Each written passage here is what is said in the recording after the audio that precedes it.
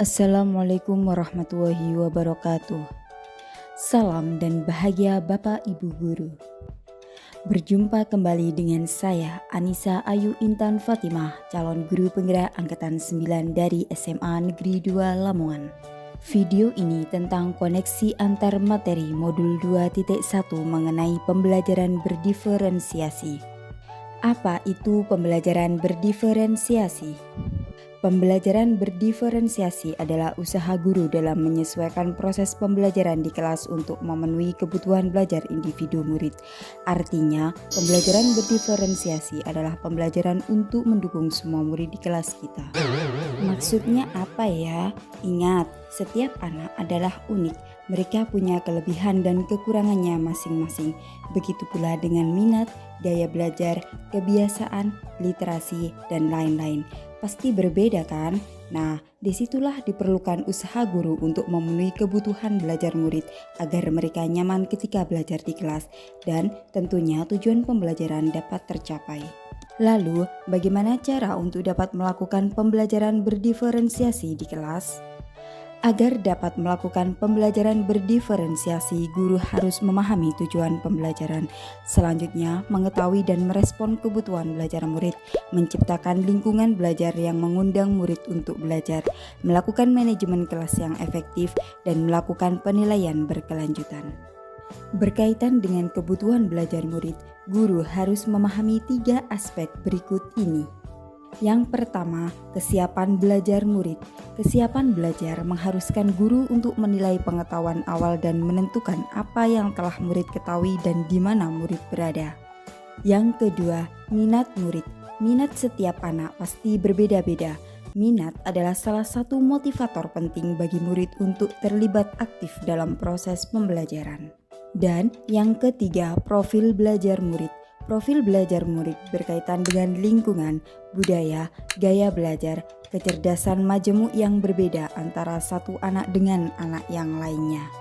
Kebutuhan belajar murid dapat diidentifikasi berdasarkan cara-cara berikut ini: mengamati perilaku murid-murid, mengidentifikasi pengetahuan awal, mereview dan melakukan refleksi terhadap praktik pengajaran, berbicara dengan guru murid sebelumnya, membaca raport murid di kelas sebelumnya, atau bisa juga menggunakan berbagai penilaian formatif dan diagnostik. Strategi untuk mendiferensiasi pembelajaran bisa dilakukan dengan 3 cara, yaitu diferensiasi konten, diferensiasi proses, dan diferensiasi produk. Guru dapat memilah salah satu atau kombinasi dari ketiganya. Diferensiasi konten berkaitan dengan apa yang kita ajarkan seperti materi, konsep atau keterampilan yang perlu dipelajari berdasarkan kurikulum. Mendiferensiasi konten bisa dilakukan dengan membedakan pengorganisasian atau format penyampaiannya, bukan mengubah atau menurunkan standar kurikulum. Diferensiasi proses berupa kegiatan yang memungkinkan murid berlatih dan memahami atau memaknai konten dengan cara membedakan proses yang harus dijalani oleh murid. Diferensiasi produk berupa bukti yang menunjukkan apa yang murid telah pahami dengan cara membedakan atau memodifikasi produk sebagai hasil belajar murid, hasil latihan, penerapan, dan pengembangan apa yang telah dipelajari. Lalu, adakah keterkaitan antara modul pembelajaran berdiferensiasi dengan modul-modul yang lain? Tentu saja ada. Untuk dapat melakukan pembelajaran berdiferensiasi, maka guru harus berusaha memenuhi kebutuhan belajar anak sesuai dengan kodrat alam dan kodrat zaman berdasarkan filosofi Ki Hajar Dewantara. Dalam melakukan pembelajaran berdiferensiasi, seorang guru penggerak harus berpihak pada murid, reflektif, mandiri, kolaboratif, dan inovatif untuk menciptakan pembelajaran-pembelajaran berdiferensiasi agar dapat memenuhi kebutuhan murid. Dengan demikian, seorang guru penggerak dapat mewujudkan kepemimpinan murid dengan menuntun murid merdeka belajar. Hal ini sesuai dengan nilai dan peran guru penggerak.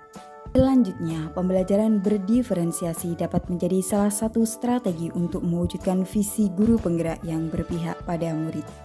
Dalam pelaksanaan pembelajaran berdiferensiasi antara guru dan murid, guru harus ada kesepakatan kelas terlebih dahulu agar proses pembelajaran dapat berjalan dengan baik sesuai dengan nilai-nilai budaya positif. Demikian pemaparan koneksi antar materi modul 2.1. Semoga menginspirasi. Terima kasih, salam dan bahagia. Wassalamualaikum warahmatullahi wabarakatuh.